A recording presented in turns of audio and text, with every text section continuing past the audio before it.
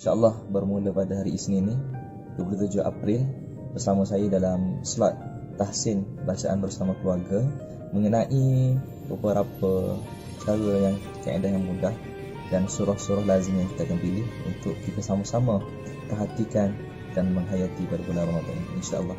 Assalamualaikum warahmatullahi wabarakatuh. Percaya kata janjimu, karena ku yakin apa digenggam bukan kilauan sebilah belati.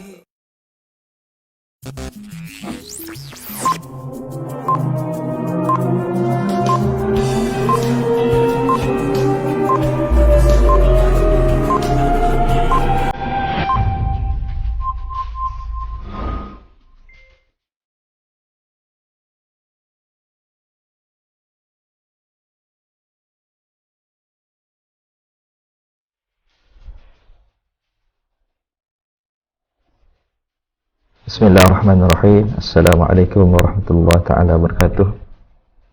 Alhamdulillah Rabbil alamin. Wassalatu wassalamu ala sayyidina Muhammadin ashrafil anbiya'i wal mursalin wa ala alihi wa sahbihi ajma'in. Alhamdulillah, hari ini Allah Ta'ala bagi kepada kita kesempatan untuk sama-sama merasakan nikmat Ramadan. Alhamdulillah, hari ini hari yang keempat Ramadan. Alhamdulillah. InsyaAllah pada pagi ini kita dalam slot tahsin bacaan Al-Quran bersama keluarga, insyaAllah pada pagi ini. Jadi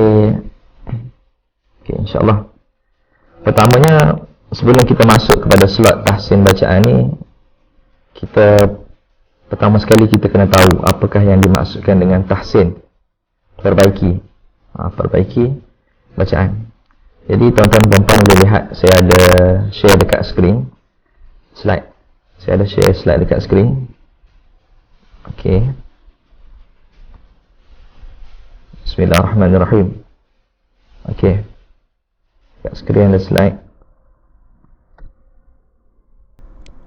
Okey. Tahsin bacaan bersama keluarga, insya-Allah. Pertamanya kita pergi kepada yang pertama tanpa melengahkan masa. Okey. Sebelum yang apabila kita sebut berkenaan dengan tahsin, terkait rapat dengan tajwid. Kerana tahsin ni, kalau dari sudut tajwid dan sudut bahasa, jawwada yujawwidu tajwidan, maksudnya baik, memperbaiki bacaan. Jadi tahsin ni pun sama. Tahsin ni kita nak cantikkan bacaan kita. Okey, itu yang pertama. Jadi apabila kita lihat, kita ke depan sikit. Okey, bagaimanakah kita ni nak mempelajari tajwid? Kita nak perbaiki tajwid. Yang pertamanya, apakah yang disebut nak baiki tajwid ni? Yang pertama, kita kena lalui proses yang dinamakan sebagai talaqi musyafahah. Talaqi musyafahah ni kena berhadapan dengan guru. Itu yang pertama sekali, kena berhadapan dengan guru. Okey, jadi dari sudut bahasanya, talaqi ni berasal daripada kalimah laqiyah. Laqiyah ni maksudnya face to face, berhadapan dengan guru. Manakala dari sudut istilah pula, laqiyah ni adalah pertemuan antara guru. Murid memberi contoh, guru memberi contoh bacaan, kemudian murid ikut secara beramai-ramai. Yang tu yang dimaksudkan dengan talaqi. Okey, seterusnya musyafahah. Musyafahah ni aslul kalimah. Kalimah asal dia adalah syafah, bibir. Talaqi bertemu, musyafahah bibir. Dari sudut bahasa pula, sebutan daripada mulut ke mulut yang diambil daripada pergerakan dua bibir. Maksudnya, bila kita bertemu dengan guru, perlunya kita ni lihat kepada bacaan guru. Kita perlu lihat kepada macam mana guru sebut bagi setiap huruf yang keluar, macam mana sifat-sifat huruf. Yang tu perlunya kepada talaqi. Dari sudut istilah pula, musyafahah ni adalah murid menerima pengajaran dengan sebutan guru, melihat pergerakan bibir guru dan mengikutinya. Maksud dia tiru bacaan guru, perbuatan yang guru buat, bacaan macam mana. Barulah kita dapat cara bacaan yang tepat. Okey. Kerana apa fungsi talaqi musyafahah? Yang pertama, talaqi musyafahah ni dia jelas dari sudut makhraj, dari sudut sifat huruf dan dari sudut fasahah. Yang tu sangat penting, kita bila belajar Quran perlunya berguru. Okey. Jadi beberapa prinsip dalam talaqi musyafahah yang kita kena tahu. Yang pertama yang disebut adalah talaqi musyafahah ni untuk mengutamakan sebutan bacaan yang tepat. Tu yang pertama sekali bagi talaqi musyafahah. Yang kedua, prinsip kaedah yang kedua, kita ni nak memerhati pergerakan mulut bacaan guru. Yang ketiga, murid ni menyebut mengikut cara sebutan guru. Maksudnya lepas kita lihat cara guru yang pertama tadi, kita lihat macam mana guru mengajar kita, daripada tu kita tiru balik cara bacaan, sebutan huruf macam mana. Yang keempat, kelemahan contoh bacaan daripada guru memberi kesan kepada murid. Maksud dia yang sini kita kena cari guru yang elok bacaannya lah. Okey. Jadi objektif daripada talaqi musyafahah ni adalah untuk kita nak sebut huruf hijaiyah dengan tepat, huruf hijaiyah yang berbaris dengan tepat. Yang kedua, objektifnya adalah kita nak membezakan panjang pendek sebutan bagi setiap huruf. Yang ketiga, untuk bacaan yang tepat lah, bacaan yang betul. Dan terakhir sekali, objektif utama talaqi musyafahah ni untuk kita berani baca depan guru. Bila kita berani mencuba depan guru, insya-Allah akan ada, kita panggil two way, adanya dua hala. Bila kita baca, guru akan perbetulkan. Jadi langkah ataupun kaedah dalam pengajian talaqi musyafahah ni, yang pertama sekali, kita ni daripada peringkat guru sendiri ni, dia nak cungkil pengetahuan. Bila berhadapan dengan guru akan tahu kat mana yang kena perbaiki bacaan. Ada yang tempat mana yang kena idgham, tempat mana yang kena izhar, mungkin ada yang tertukar lagi. Dan daripada tu guru akan tahu di tahap mana bacaan pelajar. Okey, yang kedua yang boleh dilakukan waktu talaqi musyafahah ni adalah rakam bacaan murid. Bila murid dah pendengarkan bacaan, guru ni boleh untuk rakam bacaan murid dan pendengarkan balik. Dekat sini encik ada baca salah, dekat sini encik kena perbaiki lagi sebutannya. Jadi maksud dia, kadang-kadang kita baca dan kita tak perasan sebenarnya, kita baca, kita rasa kita dah betul, rupanya bila dah berhadapan dengan guru, ada yang tersalah, ada yang tersilap lagi. Jadi guru boleh untuk merakam bacaan murid dan persembahkan pada murid. Okey, boleh lihat ni yang ada yang tak tepat sikit bacaan. Maksud dia adalah dari sudut pembuktian kepada yang tersilap tersebut. Okey. Yang kedua, cara kita nak mempelajari tajwid melalui kelas tajwid. Maksudnya banyaklah kelas-kelas tajwid yang disediakan. Contoh macam Iqra Wartaqi ni kita ada sediakan juga kelas tajwid. Yang ketiga, cara yang cepat sikit. Cara yang cepat sikit melalui bengkel tajwid. Bengkel tajwid ni sangat cepatlah sebab kita masuk kepada bengkel. Maksudnya bengkel ni dalam beberapa hari sahaja, cepat. Dalam keadaan yang cepat kita akan belajar tajwid, mempelajari secara peringkat-peringkat tajwid tersebut. Yang keempat, program tajwid. Ni banyaklah program tajwid pantas. Dalam sehari dah habis lah program tajwid pantas ni. Cuma dekat sini dia tak mencapai lagi lah yang disebut sebagai secara keseluruhan kaedah pembelajaran. Sebab secara pantas ni mungkin ada yang terlepas pandang, mungkin ada yang kita tak dapat catch up dan sebagainya. Yang kelima, melalui media. Macam kita lah, pada hari ni kita live di Facebook Iqra Wartaqi secara media, dalam YouTube sekadar info tambahan, boleh sekadar info tambahan. Tapi apabila keadaan sekarang kita di waktu PKP ni, kawalan pergerakan ni, kita boleh menggunakan media untuk kita belajar, tak ada masalah. Macam dalam Facebook, macam kita video call, masih juga talaqi berhadapan dengan guru, cuma kita ni dalam alam maya. Okay. Yang keenam, melalui aplikasi. Yang ni harap-harap sangat untuk dielakkan lah. boleh menggunakan aplikasi ni, tapi kita ni perlu juga kena berhadapan dengan guru. Kadang-kadang mungkinlah ada tersilap. Kadang-kadang kita tak boleh nak lagi lah, aplikasi ni ada yang tersilap dari sudut rasmun, daripada resam dia, dari sudut ada yang kita risau yang ni tersilap baris apa semua tu, dan memberi kesan kepada bacaan juga. Okey, jadi 6 perkara ni yang kita boleh lakukan untuk kita mempelajari tajwid. Jadi okey, saya teruskan lagi kepada slide yang ketiga. Okey, sahabat sekalian, dalam Quran ni terdapat 114 surah, dan daripada 114 surah ni ulama telah membahagikan kepada 4 kumpulan.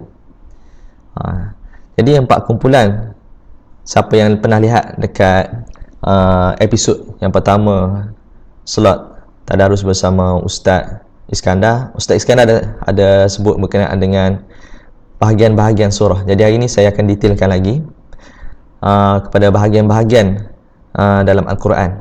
Yang pertama, ulama telah sebut yang disebut sebagai At-Tiwal. At-Tiwal ni surah yang panjang dan banyak jumlah ayatnya, bermula daripada surah Baqarah sehingga kepada surah Yunus. Ada 9 surah keseluruhannya, daripada juzuk 1 hingga juzuk yang ke-11. At-Tiwal ni ayat-ayat yang panjang. Yang panjang. Yang kedua disebut sebagai Al-Mi'un. Al-Mi'un. Al-Mi'un ni apa sahabat sekalian? Al-Mi'un ni jumlah ayat yang lebih kurang 100 ayat. Daripada surah Hud sehingga surah Fatir, 25 surah. Yang ketiga, Al-Mathani. Al-Mathani jumlah ayat yang kurang daripada 100. Yang tadi Al-Mi'un 100, yang ni kurang daripada 100. Daripada surah Yasin, surah As-Saffat hingga kepada surah Al-Fath dan Al-Hujurat. Keseluruhannya 14 surah. Okey. Yang keempat disebut sebagai Al-Mufassal. Al-Mufassal. Al-Mufassal ni yang dinamakan sebagai Mufassal kerana banyaknya pemisah antara surah dengan basmalah. Jumlah ayat yang pendek daripada surah Qaf hingga surah An-Nas ada 64 surah. Ni maksudnya Mufassal ni surah-surah yang pendek. Maksud dia ayat yang pendek-pendek. Jadi 4 bahagian ni, boleh lihat 4 bahagian ni. Maksud dia ada daripada peringkat, daripada juzuk 1 sampai juzuk 11 tu ayat-ayat yang panjang. Memang ayat yang panjang.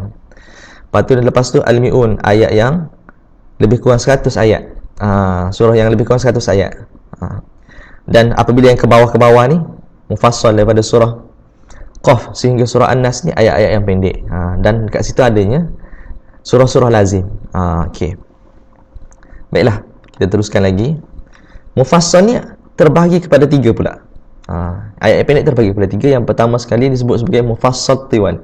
Mufassal At-Tiwal. Bermula daripada surah Qaf sehingga surah An-Naba dalam 28 surah. Maksudnya yang pendek tu ada pecahan pula.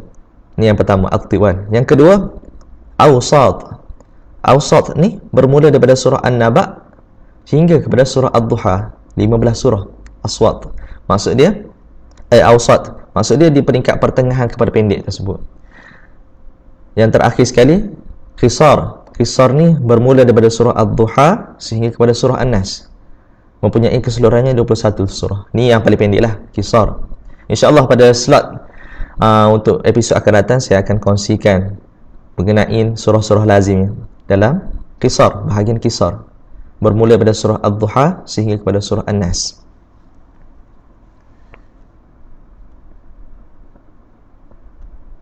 Okey, masihkah anda ingat? Okay, tuan-tuan perempuan sekalian, okay, mungkin ada dekat sini pernah lihat yang pernah lihat apa ni kita sebut dekat sini satu kenangan lah, satu kenangan yang dipanggil sebagai muqaddam. Muqaddam ni yang masa kita kecil-kecil dulu belajar. Mungkin ada yang daripada kita yang mungkin tak pernah jumpa muqaddam, mungkin ada yang dah melalui Iqra dan sebagainya. Okey, ni antara basic kepada pengajian tajwid. Okey. Seterusnya, okey, Iqra. Sahabat sekalian, boleh lihat kat sini Iqra. Okey, Iqra. Iqra ni dicetuskan oleh KH As'ad Human, ataupun KH ni kita sebut sebagai kiai. Kiai ni apa? Siapa kiai ni? Kiai ni orang yang, maksudnya kiai ni orang yang sangat dihormati. Biasa kiai ni digunakan kepada tok-tok guru. Ni di Indonesia. Tok guru Haji As'ad bin Human di Yogyakarta pada tahun 1933 hingga 1996. Okey. Jadi inilah yang mencetuskan daripada Iqra ni, Iqra 1 2 3 4 5 6 ni. Lepas tu ada yang sekaligus tu, yang adanya 6 terus. Okey. Mungkin ada daripada kita pernah melalui proses pengajian dengan Iqra. Okey. Dan kita boleh lihat inilah Haji As'ad Human, Kiai Haji As'ad Human. Okey. Iqra, ramai umat Islam di negara ini memanggilnya, ramailah, keseluruhan ramai yang panggil sebagai Iqra. Kaedah pembacaan yang ini agak popular sekitar tahun 90-an sehingga kali ini, dan berterusan. Iqra ni, pola pengenalan Al-Quran yang ditawarkan sangat cemerlang, memecahkan kebutuhan tentang cara mempelajari Al-Quran pada masa itu. Jadi Haji As'ad Human ni, dia mewujudkan satu kaedah yang dinamakan sebagai Iqra. Jadi Iqra ni kita belajar ayat-ayat pendek dahulu, daripada harf, daripada huruf ke huruf, daripada huruf yang tunggal, lepas tu sambungan huruf. Iqra 2 sambung huruf. Iqra 3 kita belajar berkenaan dengan baris. Iqra 4 kita belajar macam mana adanya tepat sakin, tepat sukun, tepat mati, macam mana nak baca tepat semati, tepat sabdu. Dan apabila makin tinggi Iqra tu dia makin panjang ayat dia. Kita perasan lah, sampailah kepada Iqra 6 tu. Lepas daripada tamat Iqra 6, kita insya-Allah kita dah boleh masuk kepada pembacaan Al-Quran, dah boleh baca Al-Quran. Okey. Jadi tuan-tuan puan-puan sekalian, kenapa kita perlu tahu berkenaan dengan siapakah yang mencetuskan Iqra? Kenapa saya kongsikan, tuan-tuan puan-puan? Sebab kita ni belajar, kita ni kena tahu dari mana kita dapat ilmu. Jadi mungkin tuan-tuan puan-puan belum mengenali siapakah yang mencetuskan Iqra ni. Saya share lah pada hari ini untuk kita ni sama-sama mengenali siapakah orang yang banyak memberi sumbangan kepada perkembangan pengajian Al-Quran. Kira mengalir pahala dia. Walaupun dia dah meninggal, orang lagi menggunakan metod Iqra, mengaji Quran. Selagi mana Iqra digunakan, selagi itulah mengalirnya pahala, mengalirnya manfaat kepadanya. Okey, kepada guru kita ni. Okey, yang seterusnya qiraati. Qiraati. Biasa kita dengar juga, mungkin daripada kita ada yang tak melalui proses belajar muqaddam, ada yang tak melalui Iqra, tapi melalui pengajian qiraati. Qiraati ni dicetuskan oleh Kiai Daslan Salim Zarkashi di Semarang, Indonesia. Okey. Jadi boleh lihat qiraati, ada 3 jilid tu. Qiraati. Okey, inilah Kiai Haji Daslan Salim Zarkashi. Okey. Sama, bermula dengan kebimbangan, Kiai Daslan menyaksikan hakikat bahawa berapa banyak masyarakat Islam yang tidak dapat baca Quran dengan baik dan betul. Jadi dia berpindah untuk melihat proses belajar mengajar Quran di beberapa madrasah, masjid dan musalla di kawasan sekitar yang dia tinggal. Kemudian dia mengilhamkan beliau ni untuk memperbaiki keadaan yang sedia ada dengan merangka konsep pembelajaran untuk membaca Al-Quran dengan lebih berkesan dan efisien, yang kemudiannya dilahirkan sebuah karya dari beliau, iaitu kaedah pembelajaran Al-Quran qiraati. Okey. Tuan-tuan puan-puan sekalian, yang kita lihat ni, Haji Daslan Salim Zarkashi ni mencetuskan kaedah qiraati. Macam mana kita nak baca Quran? Sama juga macam Iqra. Ada panjang pendek, adanya harf daripada huruf-huruf, sambungan huruf, sama macam Iqra. Cuma mungkin kita ni tak perasan sebelum ni. Haji Daslan Salim ni rupanya dia ni adalah guru kepada Kiai Haji As'ad Human. Maksudnya Kiai Haji As'ad Human ni dia berguru dengan Kiai Daslan Salim tadi, Zarkashi ni. Dia belajar, daripada tu dia cetuskan pula Iqra. Maksud dia ilmu ni adanya evolusi daripada Iqra tu, daripada qiraati Kiai ni dia mewujudkan Iqra. Okey. Jadi tuan-tuan puan-puan sekalian boleh lihat ni Haji Daslan Salim Zarkashi. Okey. Jadi daripada inilah mereka yang memberi sumbangan kepada kita untuk kita ni daripada kecil kita belajar Quran. Rasa ramai memang sampai sekarang pun masih lagi memakai kaedah Iqra qiraati ni. Mungkin sekarang dah banyak dah kaedah-kaedah, banyak sangat sekarang lah kaedah-kaedah yang lebih moden. Okay, dan yang ni yang paling yang awal-awal tahun 90-an dahulu, tahun 90-an 80-an, dan muqaddam tu pada atas daripada 90-an, atas lagi lah. Mungkin ada tok nenek kita pun pernah juga melalui kaedah mengaji muqaddam. Okey, kenapa muqaddam? Tuan-tuan puan-puan sekalian, kenapa muqaddam? Muqaddam ni kita sebut sebagai muqaddimah, intro, permulaan. Kerana muqaddam tu kita ni nak belajar mengeja. Lepas daripada muqaddam, separuh daripada muqaddam, kita boleh lihat daripada muqaddam tu. Saya tunjuk balik daripada muqaddam ni. Okey, muqaddam ni yang pada bahagian hadapan ni, yang pertamanya kita belajar mengeja. Dia ada 3 bahagian. Dia ada 2 bahagian. Yang pertama mengajar mengeja. Yang kedua, dia akan masuk kepada surah-surah pendek. Surah-surah pendek, ayat mufassal, ayat yang pendek yang saya sebut tadi. Yang ni juz amal, juz 30, yang akan masukkan juz pendek. Maksud dia kita dah lepas belajar satu persatu cantuman huruf, baris, harakat semua sekalian, kita belajar baca ayat-ayat pendek dahulu. Okey. Kita ni umpama belajar Quran ni, umpamanya kita ni kayu basikal. Sama kita kayu basikal. Takkan kita nak laju, mestilah kita ni pelan-pelan, balance dulu, kiri kanan, tak nak bagi jatuh dulu. Bila kita dah rasa dah okey, dah boleh corner sikit, dah boleh macam-macam sikit, barulah kita laju. Sama juga baca Quran. Kita ni jangan terus nak laju. Maksudnya kita kena ada prosesnya, daripada Iqra dulu, daripada muqaddam Iqra, dan apabila dah baik bacaan, barulah kita masuk pada ayat-ayat mufassal, ayat pendek, barulah kita pergi kepada laju tu, ayat-ayat panjang. Okey. Jadi sebelum kita masuk kepada seterusnya, slide yang kepada tajwid. InsyaAllah hari ini saya akan terangkan dulu berkenaan dengan tajwid. InsyaAllah pada hari-hari yang terkemudian kita akan masuk sedikit kepada surah-surah pendek, bermula pada Ad-Duha sehingga pada An-Nas, insyaAllah.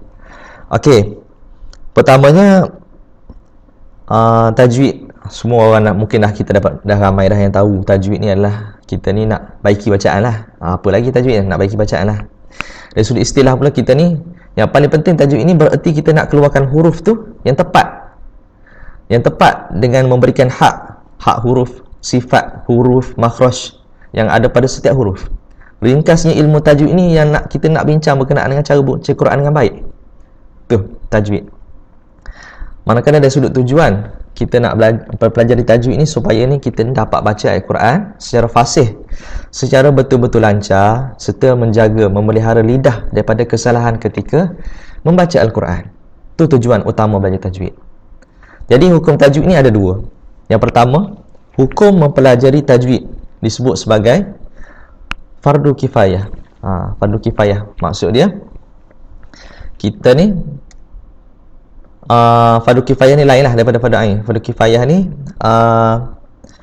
tidak menjadi keutamaan. Maksud dia belajar ni tak ada, kita kena tahu teori dia.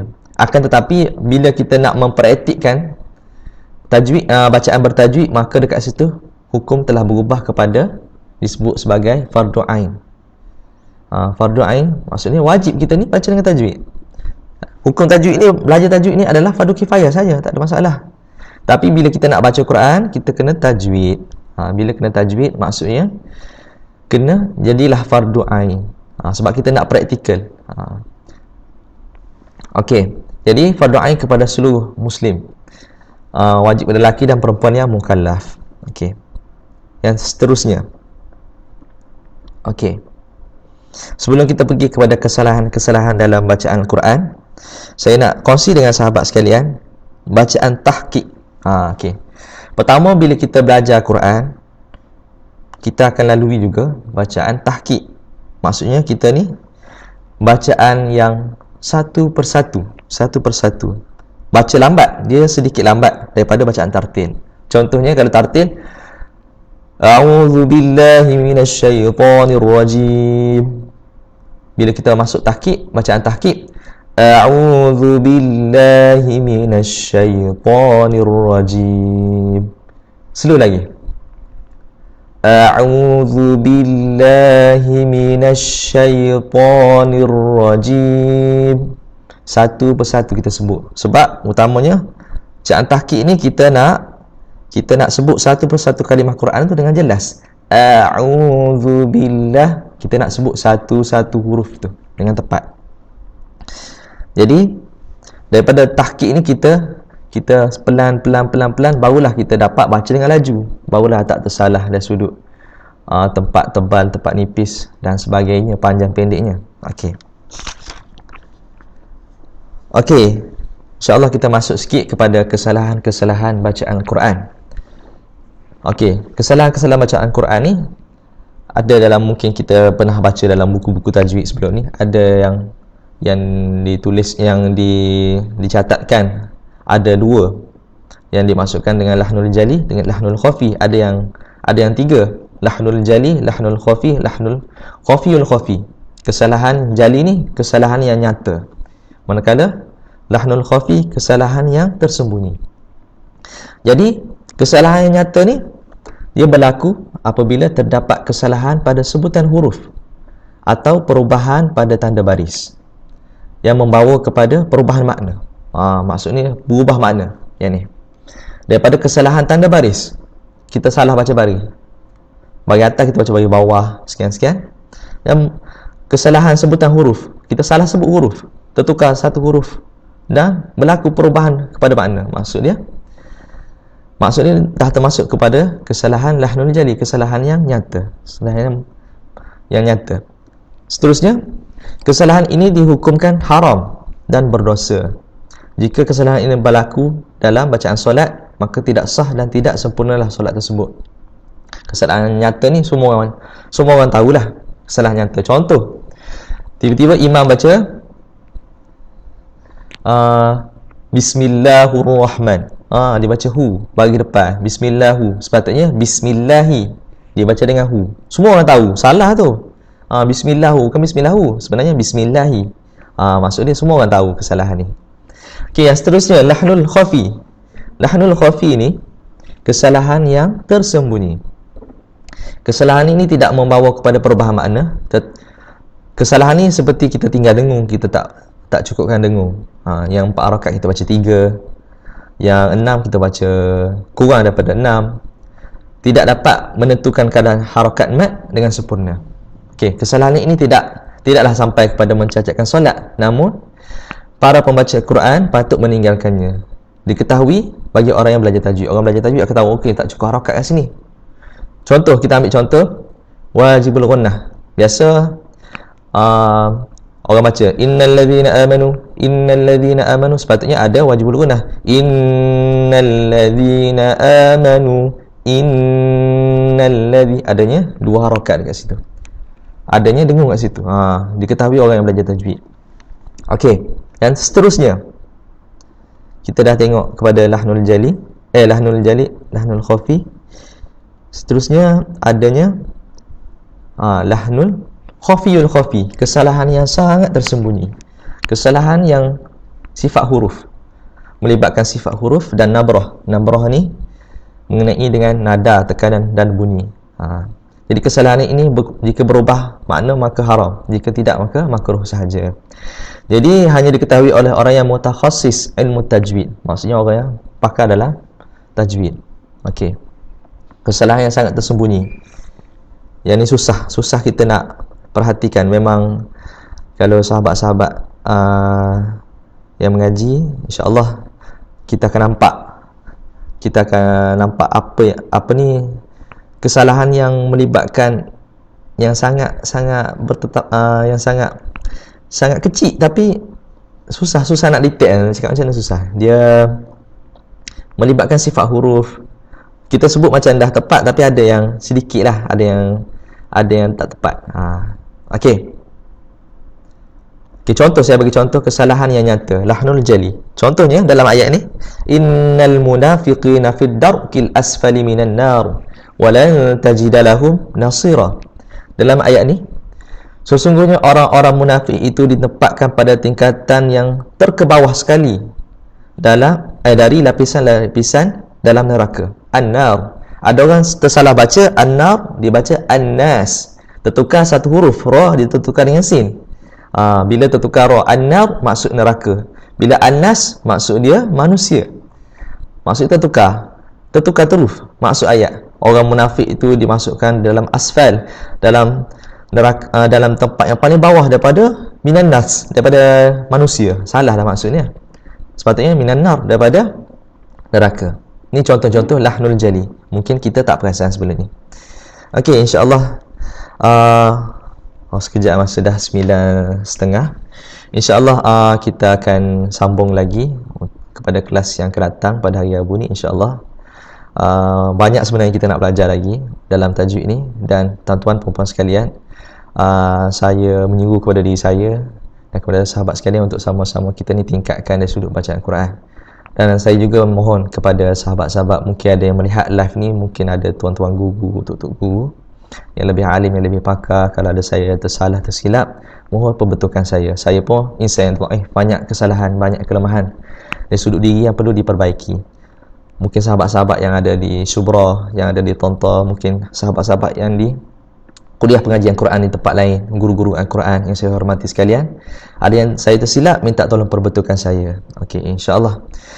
Jadi insya-Allah kita akhiri majlis kita dengan wabillahi taufiq wal hidayah. Wassalamualaikum warahmatullahi taala wabarakatuh. Insya-Allah kita jumpa lagi pada hari Rabu ini, insya-Allah. Assalamualaikum.